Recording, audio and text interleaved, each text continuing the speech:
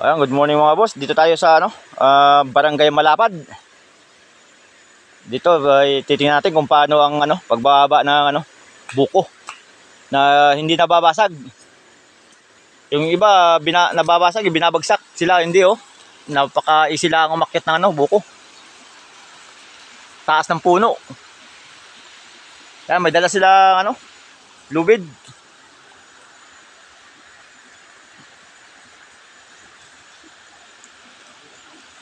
Ayun, pagkatapos ay may may sinturon na nakayapos doon sa puno. Talaga naman pa mataas na oh.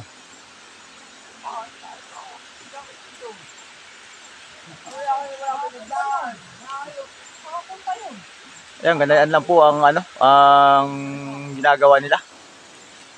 At pagkatapos ay yung buko kinakawitan ng may pinakaganso sila. Ayan, ginaganso nila. At sa kanila puputulin.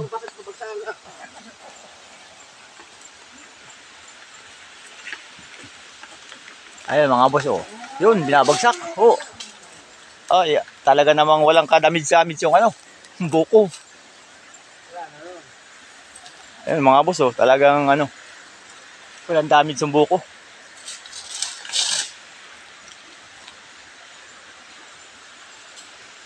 Yan, ganyan lang po kasimple yung pagbaba na ng buko.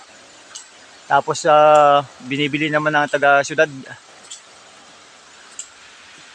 Ay mga boss, napakasimple lang oh. May spike yung pinakabuta.